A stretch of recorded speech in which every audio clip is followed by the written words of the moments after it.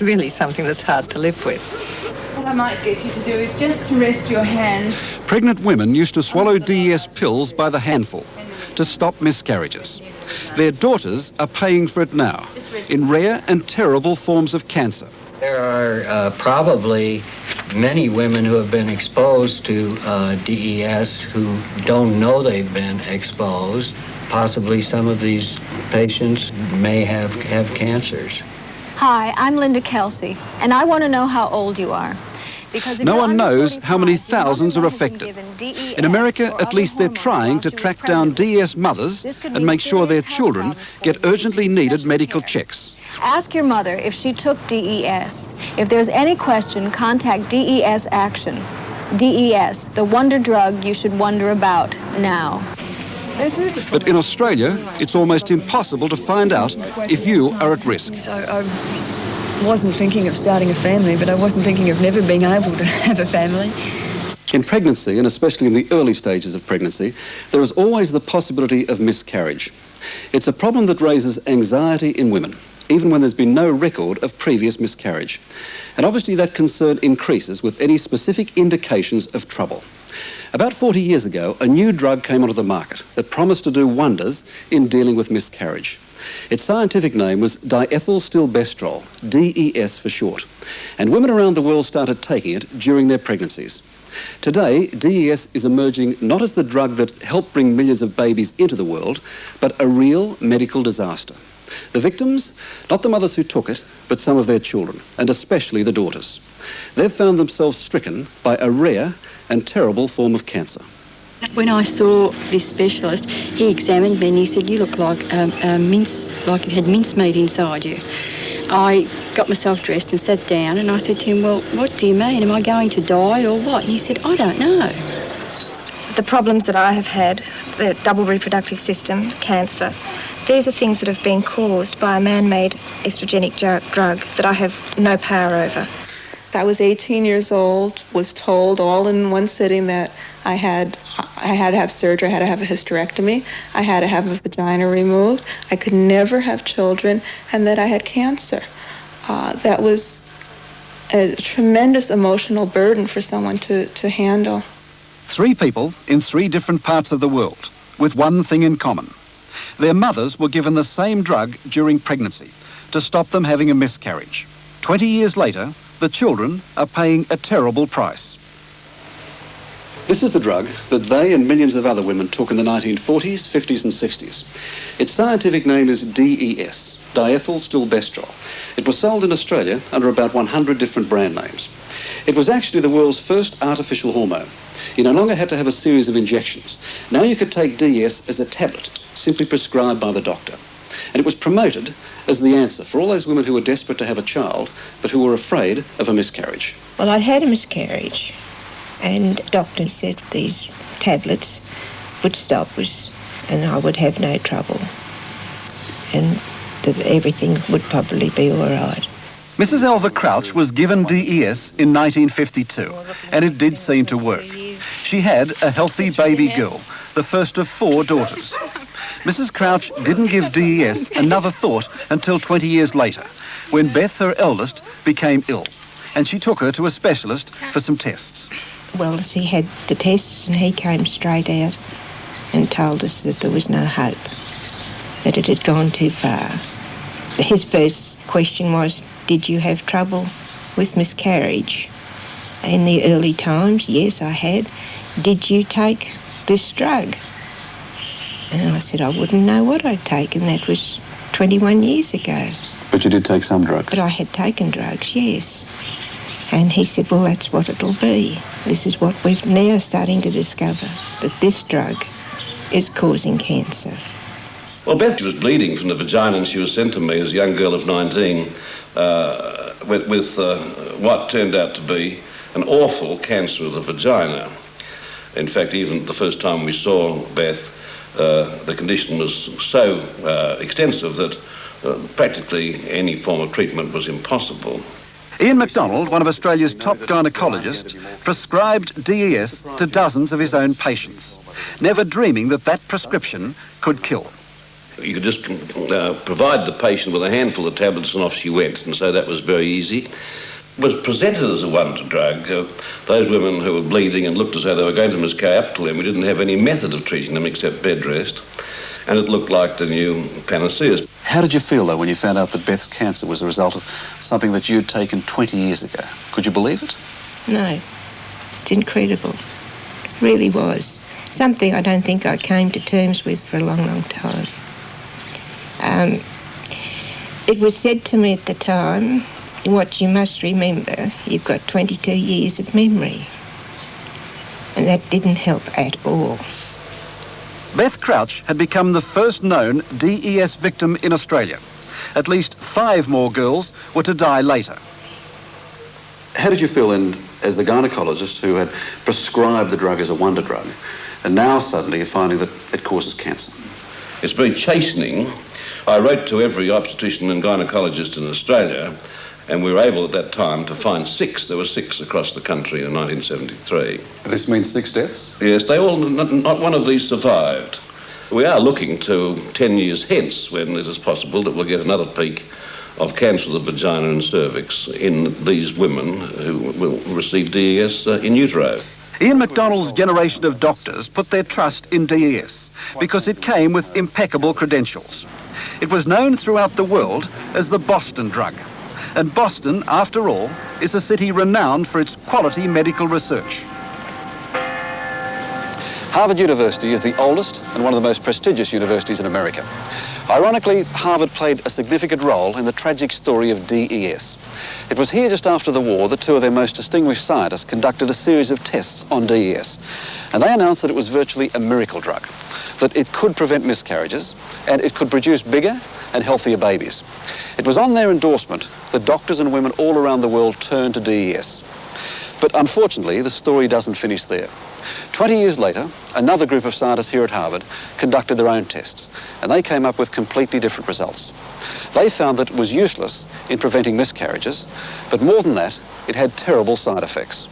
In 1968, we began a study of a series of 7 cancers of the vagina. Dr. Bob Scully was a member of the Harvard medical team that finally proved that this extraordinary outbreak of cancer, which had never been seen before in teenage girls, had been caused by the DES that their mothers had taken. I think that there are probably many women who have been exposed to DES who don't know they've been exposed. Possibly some of these patients may have cancers. When Dr. Scully's team started collecting data on DES victims 12 years ago, they had no idea that they would uncover a disaster on this scale. In many ways, this is the most devastating evidence against DES. It's a tragic roll call of 501 women who've contracted the virulent and rare cancer of the vagina known as clear cell adenocarcinoma. Now, in most of these cases, doctors have proved beyond doubt that the mothers of these women took DES during pregnancy. 70 of these women have died, and maybe 30 more will die in the future. Most of the others have had to have radical hysterectomies, which means, of course, that they can no longer have children.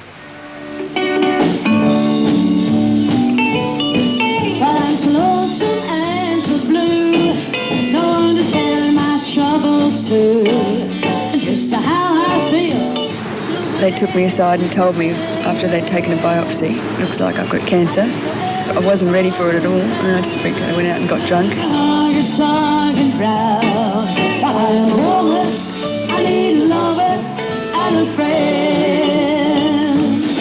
We were devastated, really devastated. It was a terrible shock. She was a long way from home. Terry McDonough was on a world trip when she discovered she had cancer of the vagina. Her mother, Jean, knew that she had been given DES during pregnancy. But when she took Terry in for a checkup, her doctor in Perth had said there was nothing wrong. Luckily, the doctors in South Africa knew a bit more about it and recognised the problem straight away.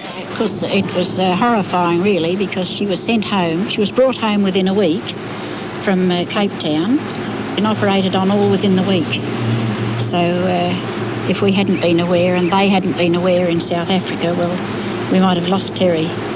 Yes, I wasn't thinking of starting a family, but I wasn't thinking of never being able to have a family. You know, I didn't think that maybe I'd never be able to have children. I thought it never occurred to me. And it was quite a shock. Well, I felt rather terrible because I thought to get cancer, clear cell cancer, as Terry did, man-made from a little pill put out by multinational drug companies. It is a different type of cancer, and it was foisted on Terry and other women in Australia through no fault of theirs.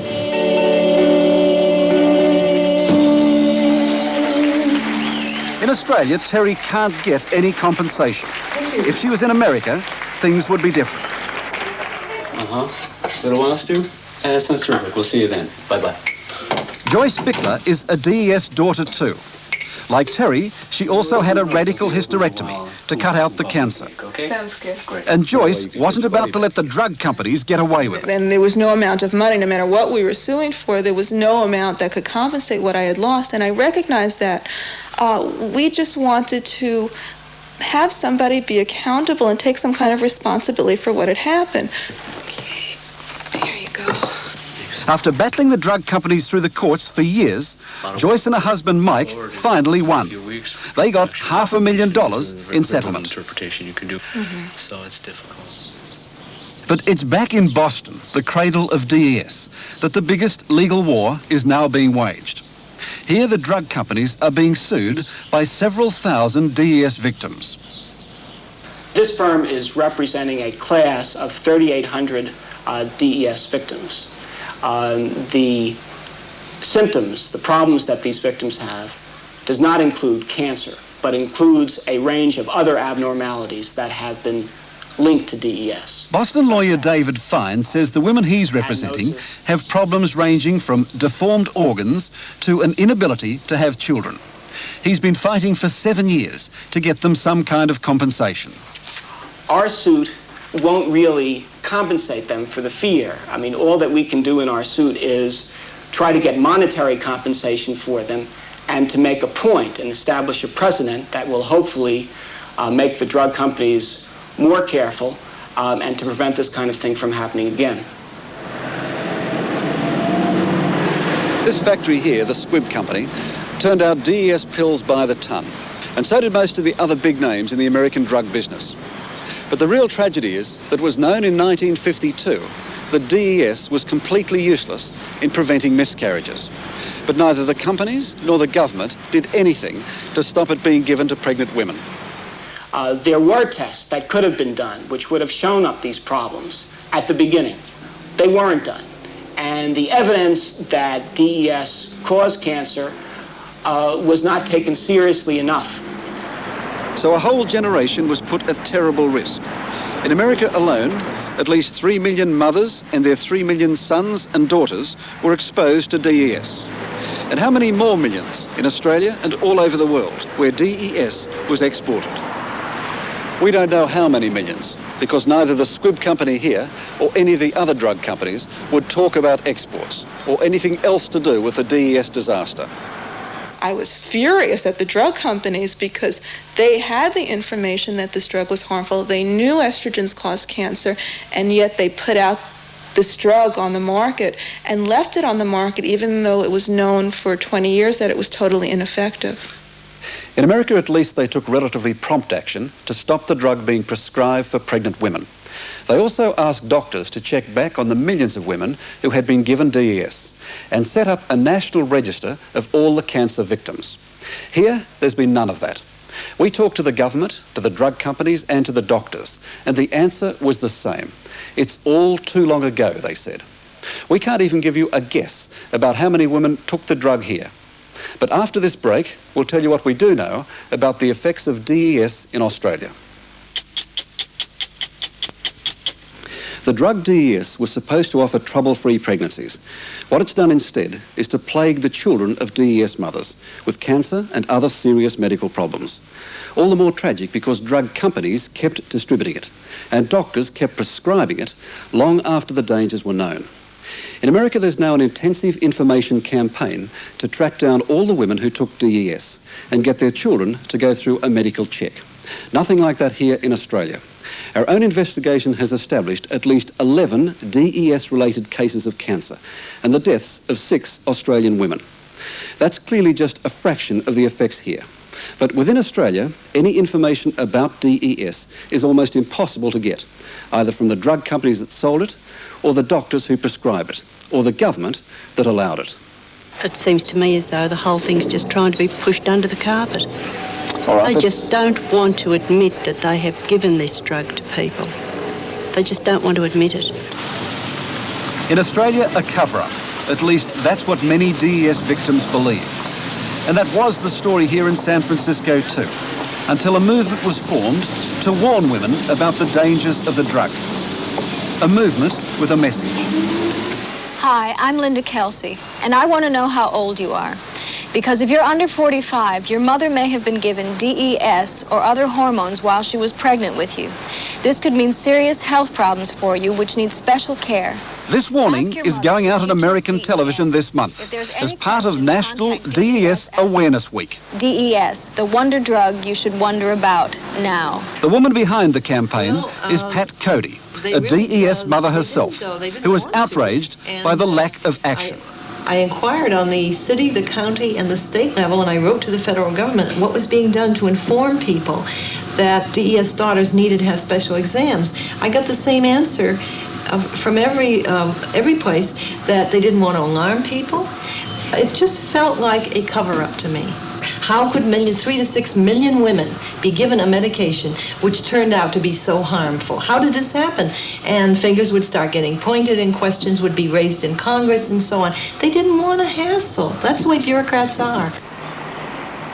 Almost single-handed, Pat Cody started what has become an international action group to alert DES victims now and in the future. And there's a space there where they can write to us for more information. Pat, you're 10 years down the track now, but do we really know the scale of the problem? No, we don't, because the oldest DES daughters are just maybe, 42. And we don't know what's going to happen to them when they get to the age of menopause and when they get to the age when women are more likely to get, for example, breast cancer. Are DES daughters going to be more susceptible, have a higher risk? We don't know.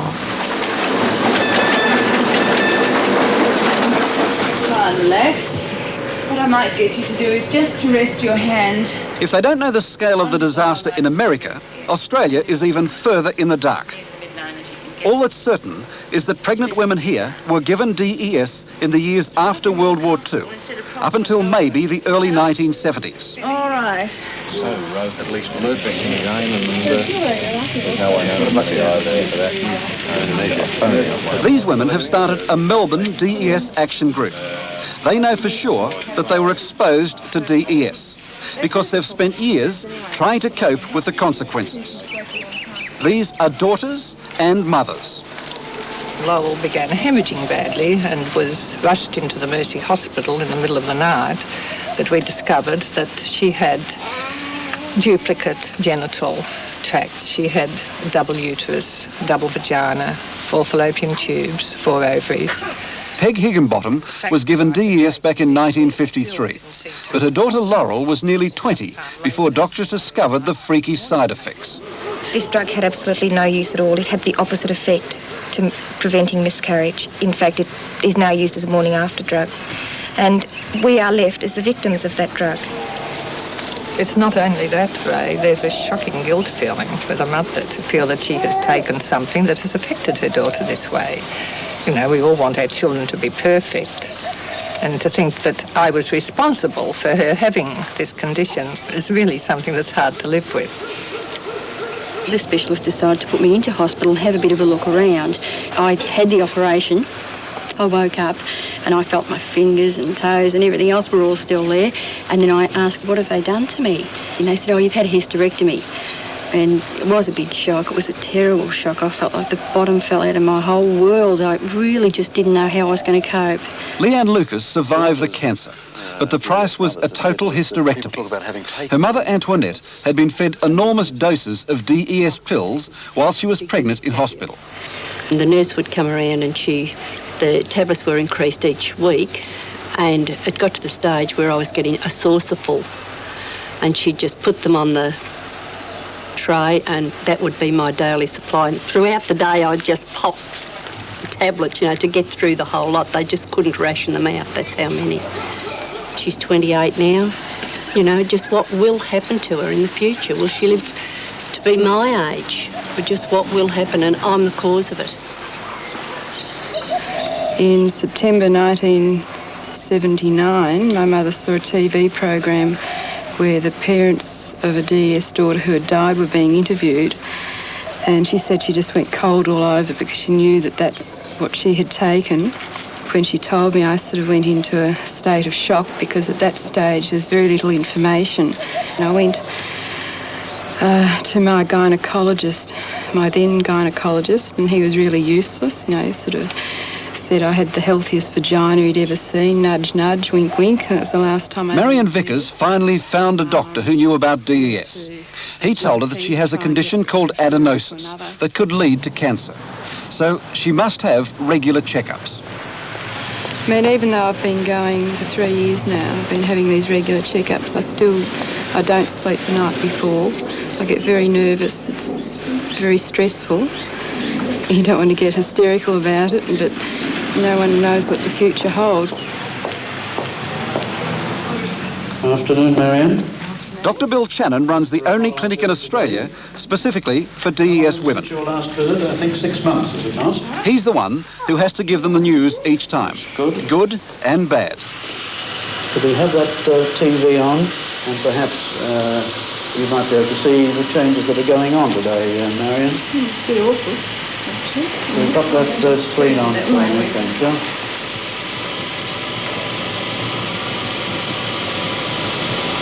Now, all looks pretty good so far. Are there any changes from last time? No, everything looks good. Everything is much the same as it was beforehand. No evidence of any progression, no signs or symptoms of any worries as far as developing cancer is concerned. The system has failed me, that's what I feel. That it's been, 12 years since that first article, and I just feel that it's failed me. It's okay for the top echelon of doctors to know and try and sort of get the information down, but I was a DES daughter wandering around ignorant of this till 1979. We're trying to provide a service for these particular patients, an ongoing service, a service in which we screen the patients. They will not be let out of our sight, as it were. They will be constantly screened. In the United States, the Surgeon General warned all doctors about the problems of DES. Have we given it enough priority in this country? I would think in the early days, I would have to say the answer is no. Now, doctors who have prescribed this drug in the past are either out of practice, they're dead, their records are not available, and this is the great problem, to be able to identify that group of patients that may have been exposed to the drug. Why does DES only seem to affect the daughters of women who took the drug when they were pregnant? Why doesn't it also affect the sons? Well, a quick answer to that question is that it probably does affect the boys as well, with cancer and with fertility problems in later life. But if we only know part of the story as far as the DES daughters are concerned, we know virtually nothing when it comes to the problems of DES sons. This is so outrageous. I'm practically incoherent about how outrageous this is. If I had a son, I feel for all the mothers of sons who want to know what are the risks, but they don't know because this study hasn't been done. Craig Diamond is a Californian lawyer who at one time represented the Squibb Company, a major producer of DES, against women victims. Ironically, 2 years ago, Diamond discovered that he had cancer himself, of the testicle. His mother, it turns out, had used DES in pregnancy. I first discovered I had cancer in November of 1980. I had been developing some chest pains, pains in my breast and nipples, such that when I rolled over at night or if I had any contact, it would startle me. And then come November, I was feeling terrible. I was losing weight. My friends at work said I was looking jaundiced. So I went to another doctor and told him my problems, and he's the one who diagnosed the cancer. And I've had a couple of major operations, and that's part of my life. You'll take Craig Diamond had his testicle removed. The good news is that against the odds, he and his wife Nancy have had a baby daughter. What they won't know for some years, though, is whether the little girl has also been affected. We don't know what the future will bring for us. These types of cancers are usually seen in older people in their 50s and 60s. So nobody can give me any answers about what the future holds. And that's very frightening. It's as if you're living with a time bomb that can go off at any time at all. Apart from what we've all been through, how many other girls out there are going through this, being told to go and see psychiatrists or whatever else, and could die unless something's done about it? A disturbing situation, but one that's also important to keep in perspective. The odds are that only one DES daughter in 1,000 will get cancer, although of course that's not much consolation if that one is you. If you think there's any chance that you or your mother took the drug during pregnancy, you should talk to your doctor or write to the Melbourne DES Action Group at DES Action, Post Office Box 282, Camberwell, Victoria.